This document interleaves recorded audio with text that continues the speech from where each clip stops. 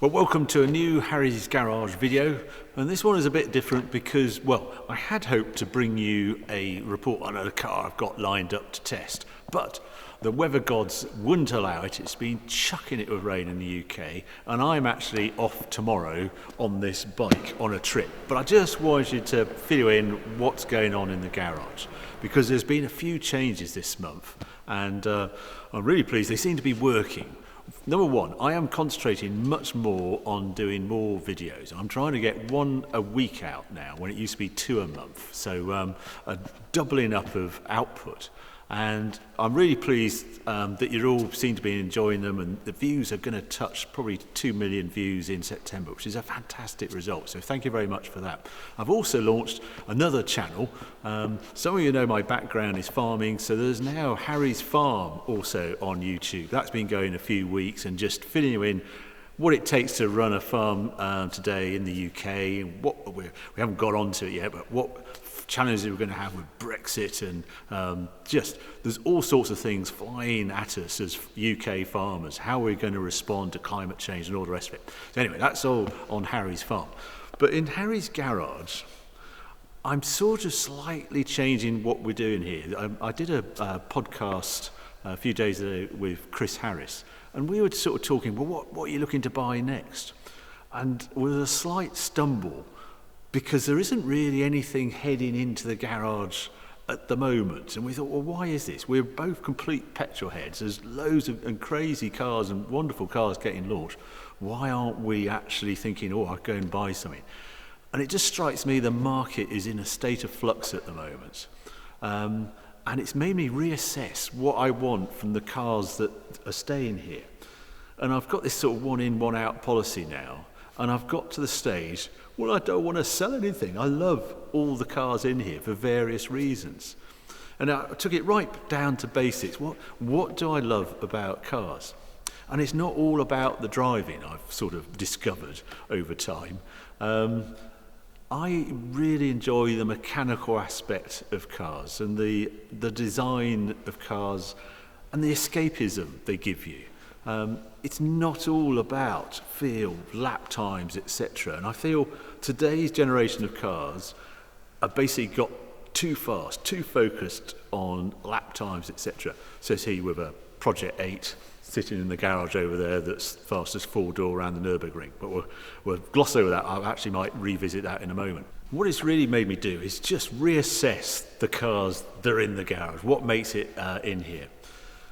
And it has to have something that's really special of that mix I mentioned earlier. From the designs, from the engineering, something about the drive of it. You know, we had that Diablo a few weeks ago, and the sound, induction sound of that car was enough to own that car alone. Didn't matter, it looked absolutely glorious as well. And one of the things I've also noticed from you guys, you seem to notice that I like mechanical watches. And I've got this one I get really excited about, because I know today is the 30th of September, and tomorrow it will tell me it's the 1st of October, annual calendar, and the way it just changes automatically. Ridiculous. You know, a Casio, cheap Casio will do the same, but there is something about the mechanical passion that's gone into producing such a wonderful mechanical device. And it's the same with the cars. So what I did, I had there was a few cars that I wanted to do fix up, etc. So I had a word with one of the sponsors, Magnitude Finance, and I did an equity release. And that's just given me a pot to play with. And the first car that we're spending some money on is the Espada. And I put that video out beginning of this month, the engine being extracted. And I'm so pleased it's been well received, because I'm as excited as you are. I just think, what a wonderful mechanical engine that is, and it's just beautiful to look at. You think that was 1960s, and it produces its max power 7,800 RPM, a 4-litre V12, a quad cam, max revs of 8,000 RPM. And you take it apart, and it is just fantastic. Doesn't matter what happens in the future, you're just going to celebrate that incredible piece of engineering, and I'm massively enjoying having that rebuild. So that was one, and then I'm looking at another. Depends how much we spend on the Espada. The other one is the little Lancia, little Fulvia Sport. That's really twanging at my heartstrings as well, to really get it up top notch, etc. So that's what's going to be happening in the garage. You're going to see a bit more of the rebuilds going on around here, and it's the collection. I like the cars to have a different taste in here, and you know, there's that Rolls Royce, took us to the Arctic and back. I sort of wish I'd bought a better example in the first place, but then again, there is something extra special about it. In fact, it was a $4,000 Rolls Royce off eBay. It just makes you smile when you open the door. The V12 Jag, that nearly went, but my son's completely in love with it, so that's staying. We'll probably have a few more tweaks with that one.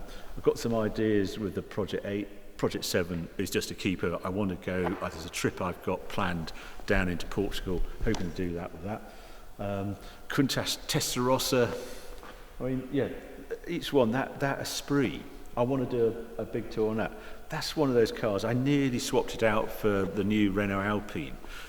And yet there was something about that Lotus, that connection to Chapman, that chattering blow-off valve, that turbo experience, all a bit of a nonsense, massively improved these days, but boy is it enjoyable. And again, it raises such a smile when you drive it, and it's highly accomplished. My little lightweights down there, taking that Elan down to London. We've done a few more trips. We went down to Goodwood, we stormed back, you know, late at night, 9-10 o'clock, fantastic lights up the dual carriageway. It's a delight, that car, what it can do. And then Mille Miglia with the Alpha, what a great trip that was. My aim is to use the Espada next year and go and do the Mille Miglia again.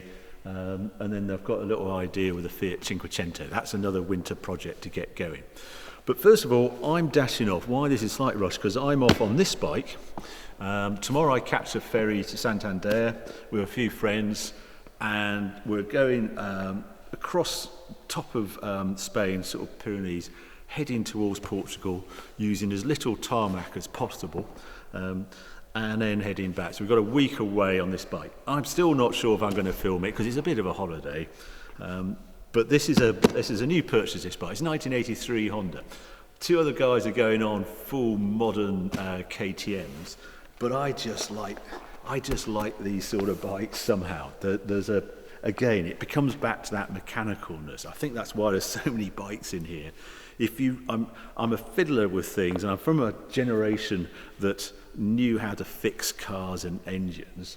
And there's something about the bikes, because it wears its mechanicals on the outside, there's no bodywork or something. If you're into engines, well, it's just great because they're always on show, and they're such a mechanical device. You're not hiding within a bodywork with a steering wheel. It's live and happening. So the riding I just find wonderful, and they give you that escapism, which is why we got into cars in the first place. So there you go, a bit of background on what's going on in Harry's Garage.